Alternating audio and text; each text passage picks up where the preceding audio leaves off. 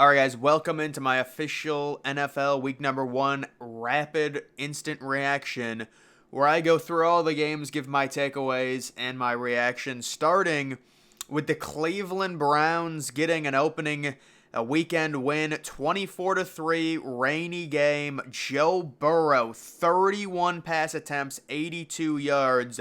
What in the... I mean, that's just crazy numbers. Deshaun Watson, not much better. Really poor offense all around, mostly due to the rain. Also, early in the season, defenses are going to be better than the offenses. The Browns were +2. The line got bet down to even, and a lot of people were on the Browns in this one. Burrow really struggles against them, especially in Cleveland. And you also did have T. Higgins, shout out to him, 8 targets, 0 receptions. Bro, wow, that's a big win for the Browns, though, seriously. This is a team, a lot is expected. Not many people are picking them because nobody really likes Deshaun Watson, but they are very talented. Amari Cooper kind of getting banged up. I think he's all right. Nick Chubb goes for over 100. I mean, Nick Chubb had a nice game, 18 for 106, but no touchdowns. The next game, you do have the Ravens easily beating the Texans, covering the 10-point spread. Lamar Jackson, it was efficient. He did throw 1 interception, 0 touchdowns. Mark Andrews, a surprise inactive for this game. Lamar Jackson leads in rushing yards with just 38, but overall, this was an impossible start for a rookie quarterback, C.J. Stroud, week 1 on the road in Baltimore. Honestly, he should be happy he just didn't turn the ball over and ruin his stats, because this very easily could have been a 3-interception game for him. Nico Collins, decent game as well, but Zay Flowers really stole the show in that one. Pretty good for fantasy as well. And then also, I will say, J.K. Dobbins, wow, he's been unlucky and looks like he's already out for the year with a torn ACL. Unfortunately, you do have the Tampa Bay Buccaneers with an upset win over Minnesota. Yes, we were all in on Tampa Bay plus the 6. It got bet down to +5, and they decided to win outright. Pretty crazy, though. This is normally what happens with the Vikings, especially at home. They either play down or up to their competition. Kirk Cousins goes for 344. Justin Jefferson starts off another year, 9 catches for 150. Mike Evans possibly going to get traded at the deadline. Baker Mayfield, 372, 2 touchdowns, and 0 interceptions. It'll be interesting to see what Tampa Bay does this year. Unfortunately, it looks like they might just flounder and be like 7-10 or 6-11 and just be in that purgatory where you don't get a franchise quarterback because you're not drafting high enough, but obviously we don't expect the Buccaneers to make the playoffs. I guess we'll see. You've got New Orleans beating Tennessee 16-15. Really low scoring game. Ryan Tannehill, ouch. Now, Tennessee has a weird quarterback situation. Malik Willis, they invested a 3rd-round pick in him 2 years ago, and then this past offseason, they draft Will Levis after he shockingly falls. I mean, Will Levis, there were rumors that he was going to be like a top 3 pick in the draft. He falls to the 2nd round. They get him. Now, Will Levis has struggled in camp and in preseason, but you would have to think, I mean, Ryan Tannehill at his age, I just don't know what the Tennessee Titans' future is. And DeAndre Hopkins signing there, it was clearly all about the money. He goes for 7 catches, 65 yards. It's okay. How about Chris Olave? 8 catches, 112. That's a really good fantasy day. Derek Carr, I mean, it's not horrible. He started really slow, but he finishes with 305. 1 touchdown and 1 interception, but hey, at least Tennessee covers the +3. A lot of people in on that. It was good value, and they do cover it. Next, you do have Atlanta over Carolina, so Atlanta covers the 3.5-point spread against a rookie quarterback. Desmond Ridder, just 18 pass attempts. I mean, this Atlanta team is just allergic to throwing the ball. Kyle Pitts, people were going crazy at halftime. 0 targets. The 4th overall pick, he's just not utilized. And you have to think Desmond Ridder is simply not a franchise quarterback. I don't know what the Atlanta Falcons are going to do, but this is just not sustainable to win football games. And also, oh my God, if you drafted Bijan Robinson early, people drafted Bijan Robinson 8th overall, and honestly, I would do it too, because technically young running backs, he's in his prime right now. Like, as a rookie, running backs are in their prime. So Bijan had a really nice catch and run for a touchdown. He had a pretty good day fantasy-wise, but Tyler Algier, I loved him last year, but it's just tough to really see him playing much. I mean, he goes for 15-75 and 2 touchdowns, and he'll be a big-time waiver pickup for some people, but yeah, I think this will probably be the best week of his year. Miles Sanders does okay. Bryce Young, just these young quarterbacks get destroyed. 38 pass attempts under 150 yards. Like, how ineffective is it's just so ineffective. But I like Bryce Young. I think he'll be good. Unfortunately, he's just really small. Either way, it's a rookie quarterback making a start. I was in on Atlanta minus the 3.5. It seemed like a fairly easy one. Next, you've got Jacksonville beating Indianapolis. Higher scoring game, 31-21. Trevor Lawrence, a decent day, 241, 2 touchdowns and interception.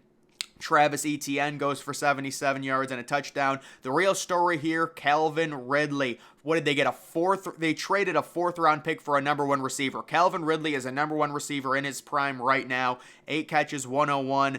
Coming off that betting suspension. What a value play by Jacksonville. That's a good win for them over an Indianapolis team. I really didn't know what to make of Anthony Richardson coming into this game.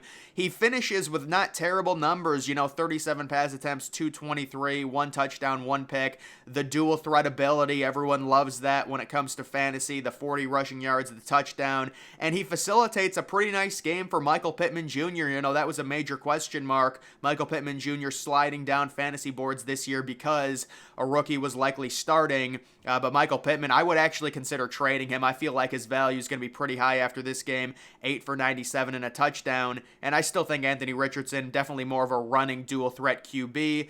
Next, you've got, I was dead wrong on this game, San Francisco destroying Pittsburgh. So a lot of people buying into the Pittsburgh hype, taking them +2. And this was a complete blowout from the start. Brock Purdy knows how to work that system really well. It goes for 220, 2 touchdowns. Really didn't need to throw at all in the second half. Christian McCaffrey, huge first game. 22, 152, and 1 touchdown. Brandon Ayuk, 8 for 129 and 2 touchdowns. I'd be trying to trade him in fantasy based off of that performance. That's probably going to be his high water mark of the year, honestly. And then you look at Kenny Pickett. It's just terrible. I mean, there was so much hype around Kenny Pickett. You're not going to give up on him after 1 start, but that's just not good. Najee Harris just 6 carries because they were down this entire game, pretty much by 2 scores the entire game. And then Allen Robinson making his Steelers debut goes 5 receptions for 64 yards. Not too optimistic about Allen Robinson on the Steelers with all the mouths they have there to feed, and especially with Kenny Pickett, 46 pass attempts, none of the receivers doing much of anything. I still think George Pickens is going to turn into their wide receiver 1, but that was just not a good week at all. You have the Commanders beating the Cardinals, of course, so the Cardinals cover the +7. They got a defensive score. That's really the only way they could cover. Josh Dobbs really doesn't do anything. 30 pass attempts, 132 total yards. James Conner, Rondale Moore. I mean, this Arizona team, if they don't bring Kyler Murray back, you're looking at like a 1-16, 2-15 type year, which is fine because you'll get Caleb Williams. Now, there is talk that, because of NIL, Caleb Williams is going to go back and stay his senior year at USC. I don't buy that. Sam Howell, it was underwhelming, but he got the job done. It is what it is. They end up winning and going to 1-0 there. And then the afternoon games, you've got the Vegas Raiders beating the Broncos.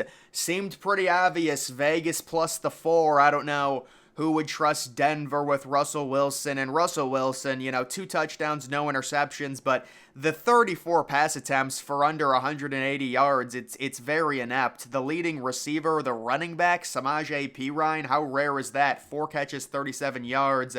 And then Jimmy G making his debut for the Raiders, pretty much what you would expect. He's a game manager, 20 of 26, 2 touchdowns and interception. Josh Jacobs, not great. I do think he's probably going to come down to earth this year. Jacoby Myers, out of nowhere, 9 catches, 81 yards, 2 touchdowns, a random week 1 performance for him.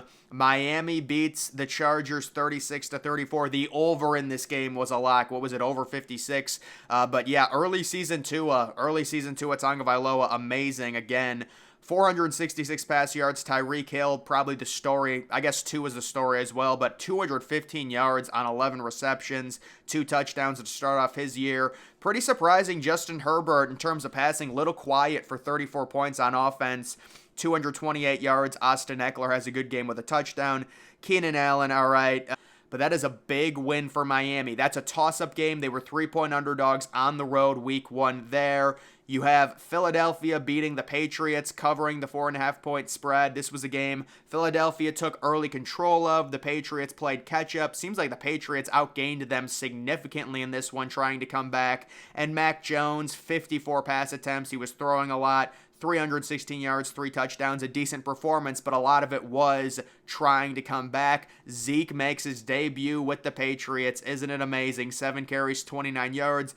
A.J. Brown, okay. Kendrick Bourne out of nowhere goes for 2 touchdowns. Jalen Hurts, kind of an all right game. Again, Philadelphia seems like they just went up early and then held on late in that one. You've got Green Bay beating Chicago 38-20, a surprising high-scoring game. Jordan Love making his debut. This game seemed pretty fluky to me, honestly. Aaron Jones, the long touchdown. DJ Moore really not doing much. Justin Fields, the interception was terrible. Not a good start for the Bears. I did think the Bears were going to win this one, plus the 1. I'm just not buying Jordan Love. I'm really not. Geno Smith, is it finally over? The Magic Tour.